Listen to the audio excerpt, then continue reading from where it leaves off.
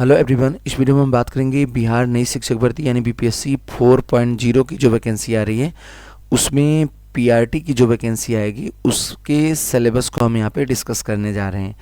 तो ये आप देख सकते हैं यहाँ पे बीपीएससी के द्वारा ये सिलेबस टीआरई 3 में जारी किया गया था और टीआरई 4 में भी ये सिलेबस आपका सेम रहेगा। ओके, तो ये आप देख सकते हैं यहाँ पे मैंने अंडरलाइन कर दिया है, ये बीपीएससी के द्वारा ही जारी किया गया था। यहाँ पे जो पॉइंट आउट किया है ये पाठ्यक्रम के लिए रिप्रेजेंट किया गया है। आवश्यक सूचना आप देख सकते हैं, बिहार के अंतर्गत कक्षा 1 से 5 तक के विद्यालय अध्यापकों हेतु लिखित परीक्षा वस्तुनिष्ठ यानी बहुविकल्पी होगा के लिए परीक्षा संरचना व पाठ्यक्रम। तो आइए चलते हैं मेन पॉइंट पे हम चलते हैं। ये तो बेसिक इन्फॉर्मेशन हो गई आपकी। जो आपका सिलेबस है वो इस तरीके से रहेगा।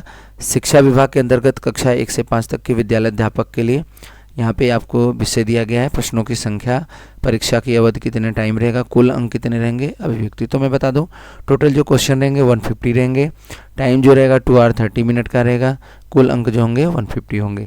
देखिए जो टीआरई 1 हुआ था उसमें ये पेपर अलग अलग होते थे, भाषा का अलग होता था और सामान्य अध्ययन का अलग होता था।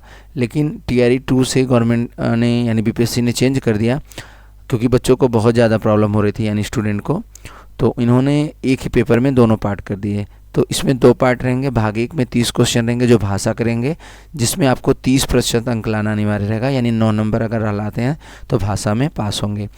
सिमिलर वे में आपका एक भाग 2 रहेगा जिसमें जीएस यानी जी मतलब सामान्य अध्ययन पूरा ही मान के चलिए, अभी डिटेल में सिलेबस डिस्कस कर रहे हैं आगे। भाग 2 में 120 क्वेश्चन रहेंगे और जो टाइम रहेगा ये तो मैंने बता ही दिया, 2 आवर 30 मिनट, टोटल जो अंक रहेंगे 150। ठीक है, तो आपका जो मेरिट बनेगा 120 से बनेगा, इसका मेरिट नहीं बनता है। ठीक है, इसमें बस आपको पास होना ज़रूरी है। ठीक, लेकिन आने वाले समय में अगर कुछ चेंजेस होते हैं तो मैं डिस्कस ज़रूर करूँगा। यह पत्र 2 भाग में होंगे, भाग 1 और भाग 2। भाग 1 में क्या रहेगा, भाषा अर्हता के लिए अंग्रेजी व हिंदी व उर्दू या बांग्ला भाषा का व्यवहारिक ज्ञान होना चाहिए। इस भाग में अर्हतांक कम से कम 30% अनिवार्य रहेगा। ठीक है, देखिए अंग्रेजी तो अनिवार्य है सभी के लिए, ऑप्शनल में आप या हिंदी लीजिए, मतलब जैसे जो 30 क्वेश्चन रहेगा उसमें हिंदी तो रहेगा, सॉरी अंग्रेजी तो फिक्स है, उसके साथ साथ ऑप्शनल में आप एक हिंदी ले सकते हैं, उर्दू ले सकते हैं या बांग्ला ले सकते हैं।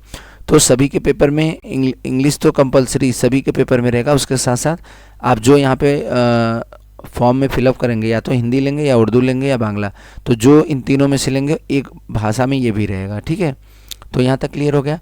अब देखिए जो सामान्य अध्ययन का पेपर रहेगा उसमें क्या क्या रहेगा।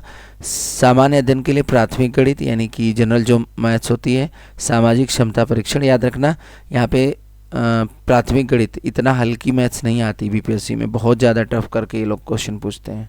ठीक है, मानसिक क्षमता परीक्षण यानी कि आप यहाँ पे रीजनिंग के भी क्वेश्चन आएंगे, सामान्य जागरूकता जीएस वाला पार्ट, सामान्य विज्ञान रहेगा, सामाजिक विज्ञान रहेगा, भारतीय राष्ट्रीय आंदोलन रहेगा यानी कि मॉडर्न हिस्ट्री रहेगी, भूगोल और पर्यावरण शामिल हैं। ठीक, और इसमें उपरोक्त विषय पत्रों के पाठ्यक्रम SCERT व NCERT से संबंधित होंगे, लेकिन इसका स्तर उम्मीदवार हेतु निर्धारित न्यूनतम अर्हता के आलोक में होगा। सामान्य अध्ययन पत्र के पाठ्यक्रम SCERT से संबंधित होंगे, लेकिन इसका स्तर उम्मीदवार हेतु निर्धारित न्यूनतम अर्हता के आलोक में होगा, यानी जो लेवल होगा वो काफ़ी 1 to 5 का। आप टीआरई 1, 2, 3 का पेपर एक बार मैं करा दूंगा तो आप वहाँ से लेवल देख सकते हैं। लेवल मैं पहले बता रहा हूँ, काफ़ी अच्छा खासा लेवल आता है। ठीक है, और यहाँ पे एक पॉइंट और दिया गया है, बहुत ही अच्छा पॉइंट दिया गया है, यहाँ पे देख लेते हैं।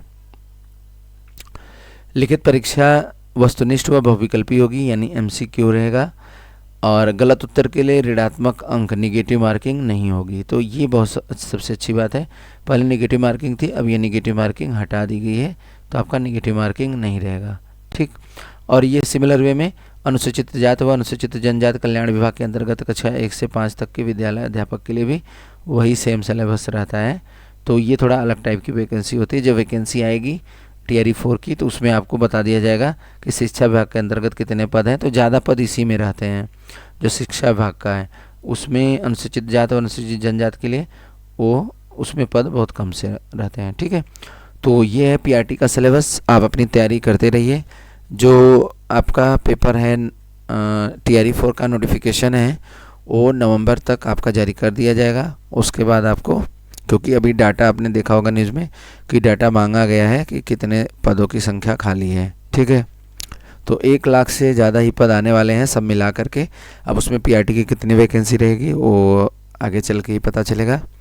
एग्ज़ाम आपका फरवरी के आसपास बताया जा रहा है, मान के चलिए मार्च तक या फरवरी तक ही मान के चलिए। ठीक है, तो वीडियो कैसा लगा? वीडियो पसंद आया तो लाइक करिएगा और चैनल को सब्सक्राइब करिए।